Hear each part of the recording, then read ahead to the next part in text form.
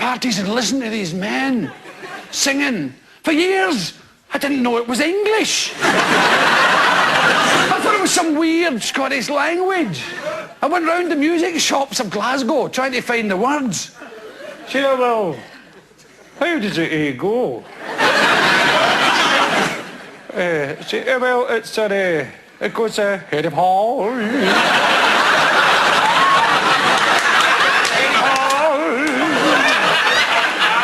Head of sheety ball.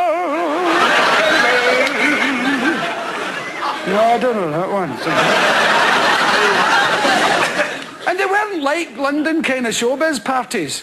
You get a huge carry-out first, you get a dozen beers and a half bottle of whiskey. Right, so you better get some Bacardi, there might be women there. Oh, okay. And then with this carry-out bag, you've seen those carry-out bags. I know they're sort of, well, I don't know if they've got them in England now, they certainly didn't, they used to have them. It's a carrier bag with a brewery on the side there, and off you go, looking for a party.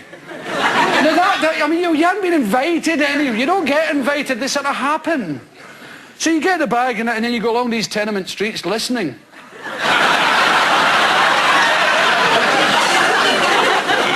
And then from a window you hear, Harry Paul. Harry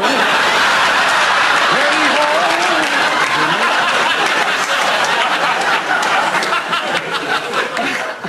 I'll do the big man.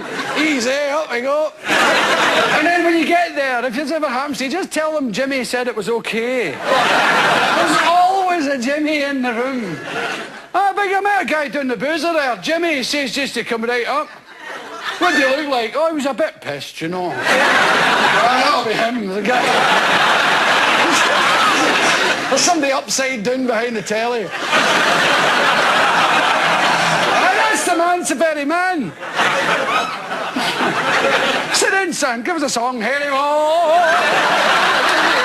Harry Ho! And there's another thing about Scotsmen. They always sing about being far away from Scotland when they're still there. Though I'm far across the sea. No, you're not. You shut your face. It's the only song your father knows right through. Be quiet. I'm very far away. And of course, everybody likes to sing. And sometimes they spin a bottle. And when it points at you, it's your turn, and you have to do a thing, you know. And if you only know the one song, well, somebody might sing it before you. And that's you have to leave, go home. That's it, I'm off. So, yeah, it's happened to me. I used to be the wild side of life. Oh, the wild side of life. And it's the way I yelled, and went back to the way who said life. What's the one? Do you know what a who is? A who. That's what the old rugged cross stands on. Hey, far away on a hill.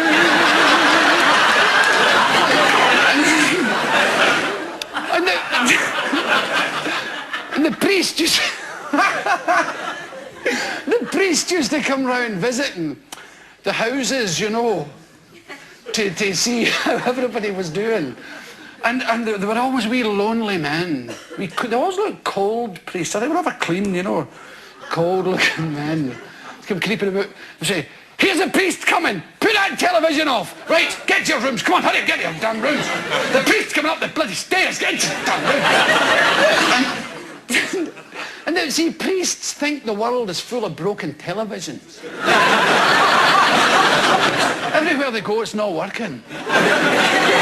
See, a guy once told me the Queen thinks the world smells like paint, because 10 feet in front of her, there's always a guy giving it. And as I say, I lived in the tenements there, and there was a warmth about the whole thing. I've always seen tenements as kind of vertical villages. People say, oh, the deprivation! Oh, my... Nonsense. When you're a wee boy, it's not like that. You know, it felt great. You know, there's all these nice neighbours and they had big wooden toilet seats then. You know, luxuries. You know, you didn't lose the power of your legs reading the Sunday paper. Yeah. it's my age. I can't walk halfway through the...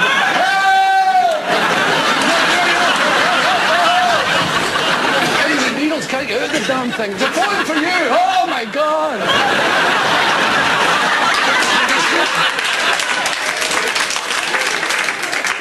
The only other time I ever felt like that, I had a drink in America called a zombie.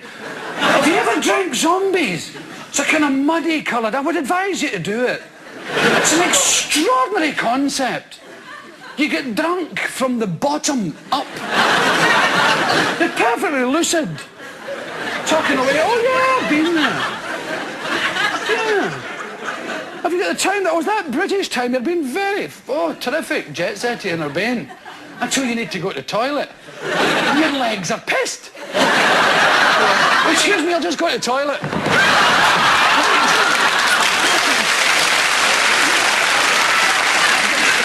And you can't get up, you see. Come on. Flint Chick Murray once told me he fell in the street and a woman said to him, "Did you fall?" He said, "No, I'm trying to break a bar of chocolate in my back pocket."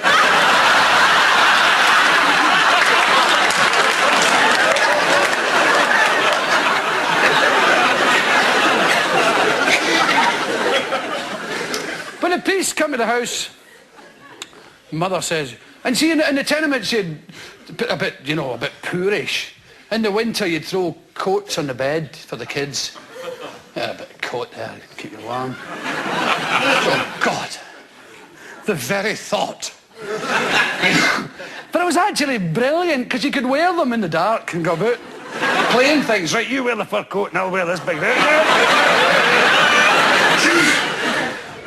And the priest's in having the corned beef sandwiches and the custard creams. Have another crumpet, Father. That's what they're there for. Come on, get it down.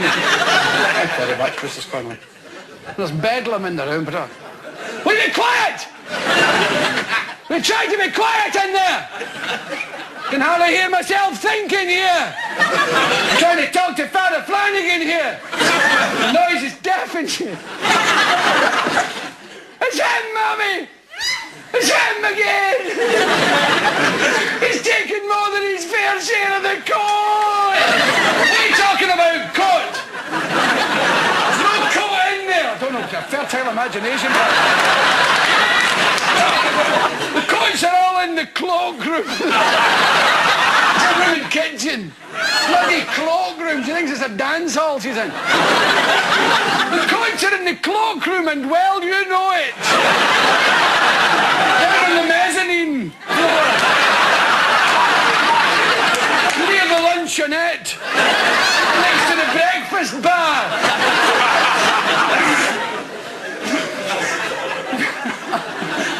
It's an eiderdown. The stupid girl coat. I don't know where they get it. She must have thought it was one of them doovie jackets. Eiderdown! What were you saying, Father? What were you saying about... What were you saying about God there, Father? What was that? All right enough. Here, have a custard cream, that's fine. And you don't say... Bedlam, bedlam, bedlam. Will you stop that in there? I won't tell you.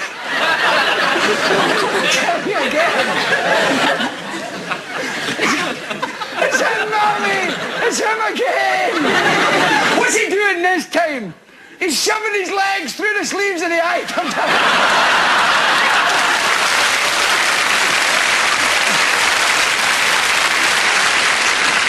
See, I've always had trouble with communication. And it started at home. Nobody could ever talk to me. You say, Dad? You say, what? And everybody I knew was the same, all my friends. And the people couldn't communicate properly with them. They didn't talk about generation gaps because it wasn't a problem. You just battered the children. Stupid person! And on it went. It was just... But they used to say strange things to you. Say, can I go out on my bike? What? Bike? I'll give you a bike!